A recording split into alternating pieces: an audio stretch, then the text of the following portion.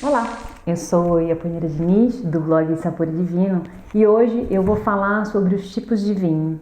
Você pode até pensar que é um assunto bobo, mas quando eu comecei a estudar sobre o assunto, eu percebi que muita coisa eu desconhecia. E nada mais justo do que esclarecer de uma forma simples e prática.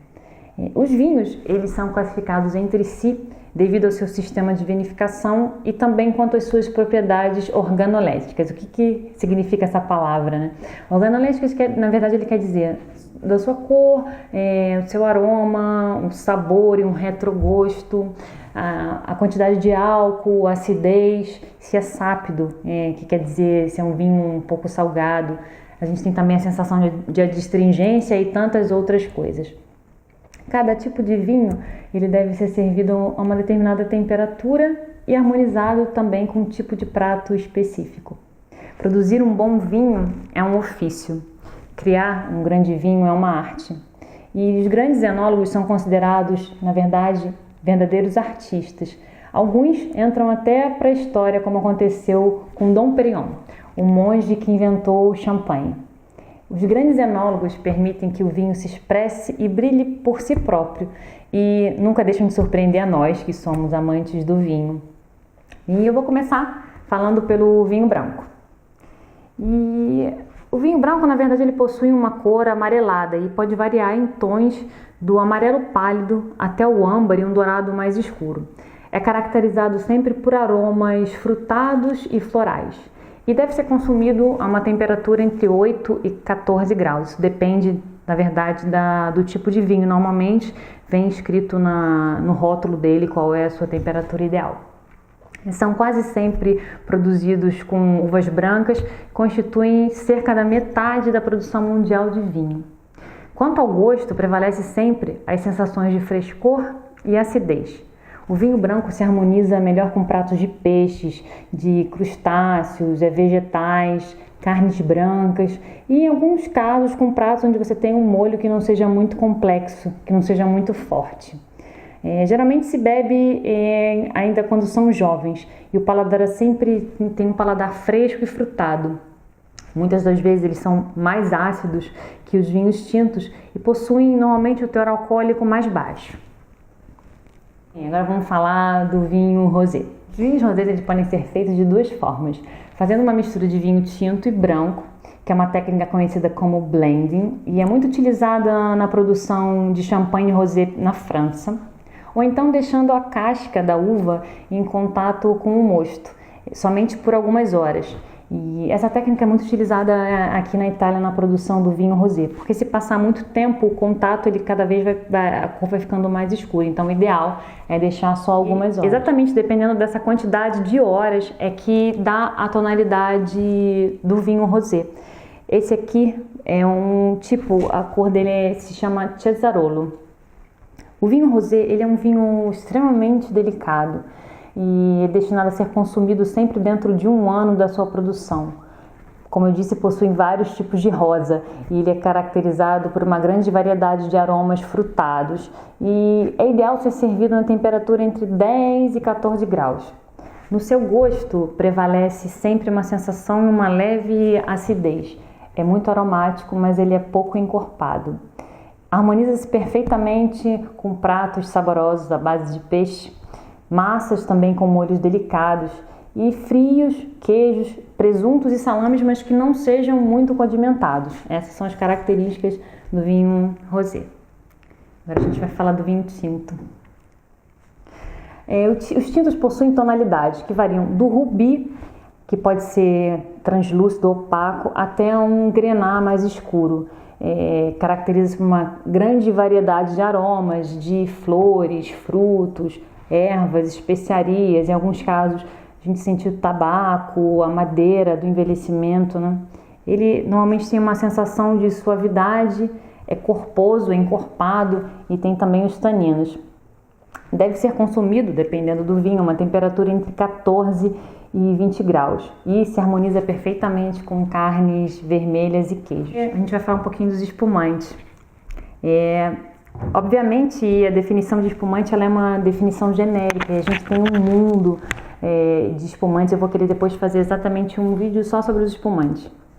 A gente pode conhecer um mundo de bolinhas que são as suas borbulhas. Eles são muitos e são sempre muito diferentes. Podemos incluir o champanhe francês, que ele é feito na região de Champagne, de um determinado tempo para cá, somente vinhos produzidos, espumantes produzidos na região de Champagne, que podem ser chamados de champanhe. A gente tem o Prosecco, né, que é italiano, que é também somente na região ali do Prosecco, que é Vêneto e Friuli Venezia Giulia. A gente tem a Cavas espanhola, eu não tenho aqui no momento. E a gente tem tantos outros produtos que são feitos por diversos países, mas que são chamados de espumantes. E a sua classificação, a gente tem umas classificações quanto ao açúcar, que é Brut, Extra Brut, Dry, Extra Dry, Demi-Sec, Passe Dosé e assim vai. Os espumantes, eles normalmente devem ser servidos em torno de 7 a 8 graus. O ideal é que a gente leve a garrafa para a geladeira algumas horas antes, não é deixar de um dia para o outro para poder atingir a temperatura ideal.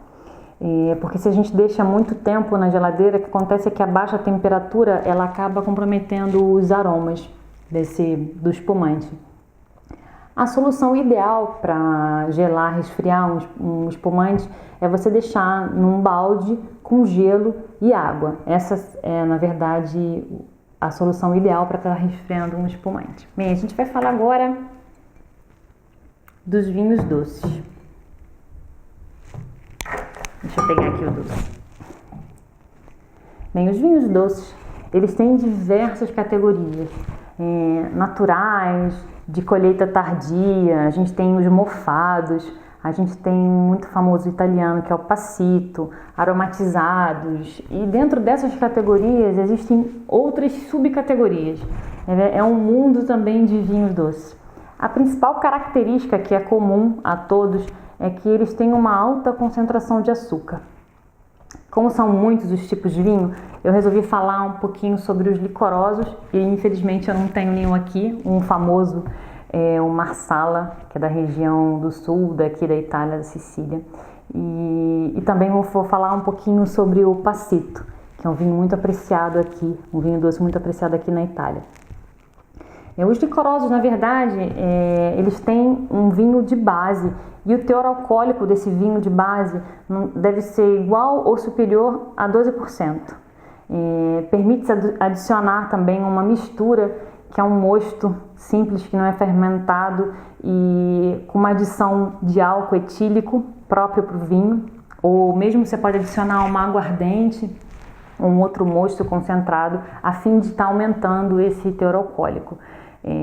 O seu teor alcoólico total no final da sua produção é muito alto. Então, entre os mais conhecidos, como eu falei, a gente tem o vinho do Porto, que é o vinho português, o Marsala, que é um vinho italiano da Sicília, e a gente também tem o vinho Madeira. Esse é um vinho passito, e os vinhos passitos eles são naturalmente doces, e ao mesmo tempo tem um alto teor alcoólico. Ele é sempre obtido a partir de uvas saudáveis e que foram submetidas à secagem, que é todo o procedimento que se faz na produção de uvas passas. Essa secagem ela pode ser feita de diferentes formas, na própria planta, que a gente chama de colheita tardia, ou então após a colheita, deixando as uvas secarem ao sol, ou também ela pode ser feita na própria cantina em salas especiais, que é através de um processo que proporciona uma secagem artificial. Se usa ventiladores e tem todo um processo para poder secar essas uvas artificialmente. Essa secagem, na verdade, ela pode durar de 2 a 4 meses.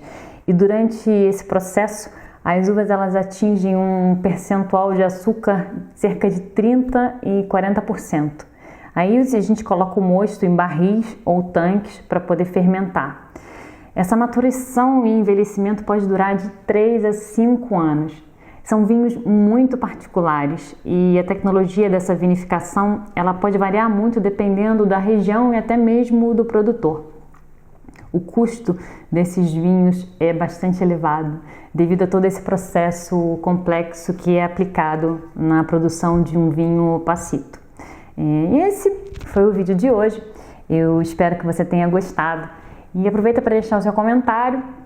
Ou se preferir também pode entrar em contato comigo através do e-mail contato@saporedivino.com.br. Não deixe de acessar também o nosso blog www.saporedivino.com.br e deixe seu comentário aqui que eu tenho o maior prazer de estar respondendo. E não deixe de se inscrever aqui também no nosso canal para estar acompanhando os nossos próximos vídeos. E a gente se vê então em breve. Tchau!